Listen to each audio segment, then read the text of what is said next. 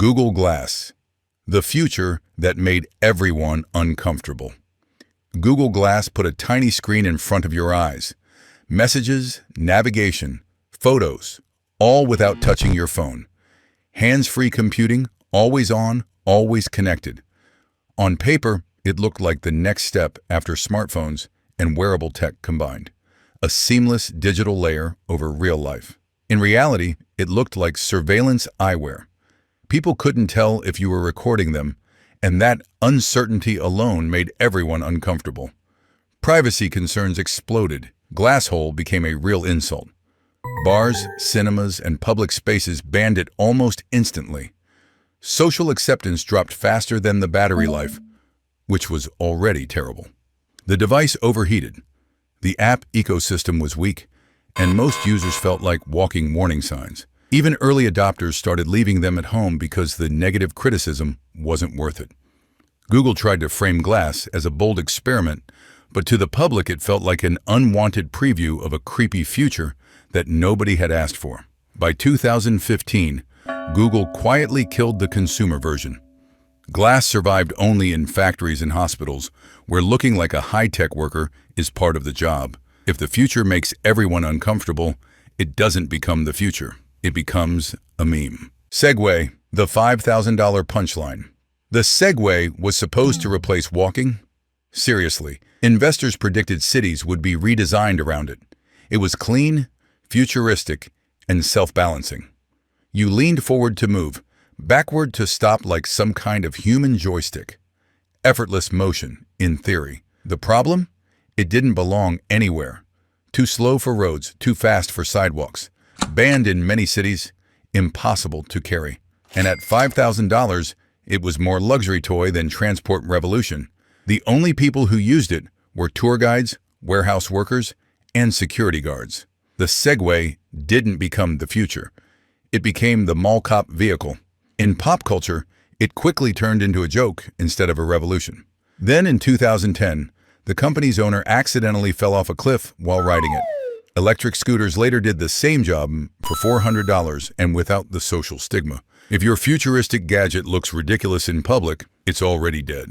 3D TVs, the revolution that gave people headaches. After big 3D movies dominated theaters, TV companies promised the same experience at home. Samsung, Sony, LG, everyone pushed 3D as the next big leap in entertainment technology.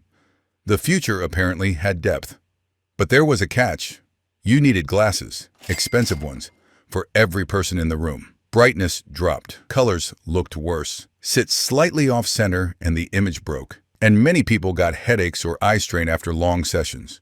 Content was limited, and most 3D movies were just cheap conversions instead of real 3D productions. ESPN even tried a 3D sports channel.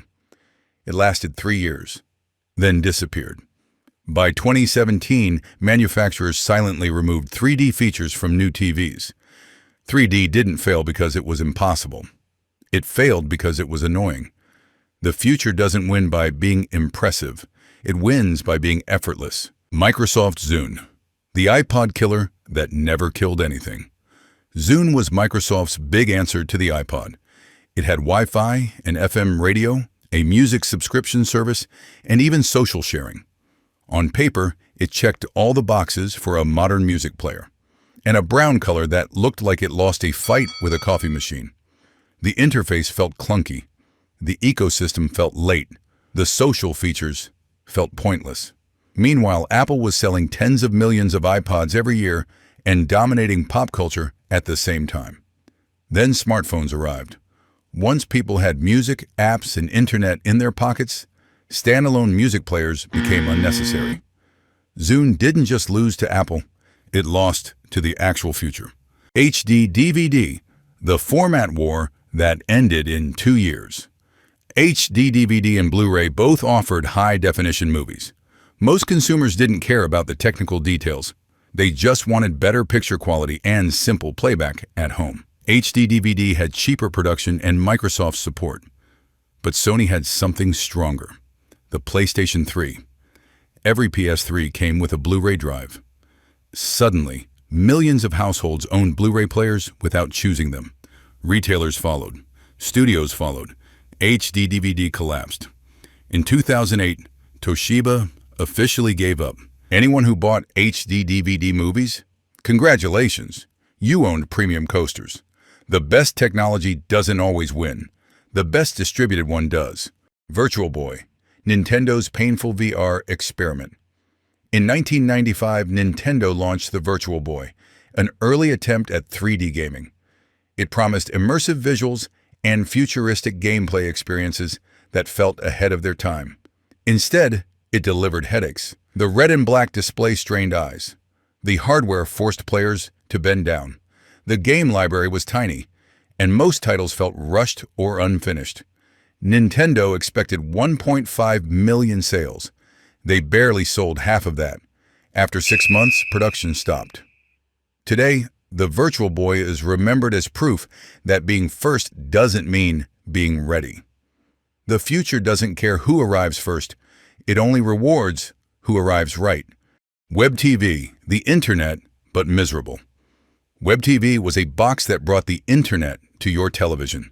No computer needed. Just browse the web using a remote control. A simple idea in theory. Typing with arrow keys, reading tiny text, slow navigation. It wasn't simple. It was painful. Microsoft bought it, rebranded it, and pushed hard. But as computers got cheaper and smartphones arrived, Web TV became irrelevant. It survived until 2013, mostly out of stubbornness. If your product feels like a compromise, people will wait for something better. Amazon Fire Phone, a smartphone that wanted you to shop. Amazon's Fire Phone had a 3D interface that tracked your head movements. It could scan objects and instantly show you where to buy them on Amazon. Sounds futuristic. It felt like a shopping ad pretending to be a phone. No Google Play Store, limited apps, gimmicky features, weak reviews. Sales were so bad that Amazon dropped the price to 99 cents within weeks. Eventually, they wrote off $170 million and shut it down. Jeff Bezos called it a meaningful failure. Translation: that hurt. People want smart devices, not salespeople in their pockets. Why the future keeps getting it wrong. Here's the pattern. Being advanced doesn't matter. Having more features doesn't matter. Looking futuristic doesn't matter. What matters is comfort, timing, price, and social acceptance. Google Glass was powerful but creepy. Segway was advanced but impractical. 3D TVs were impressive but annoying. HD DVD was solid but outplayed. The future doesn't belong to the smartest tech. It belongs to the tech people actually want to use without thinking.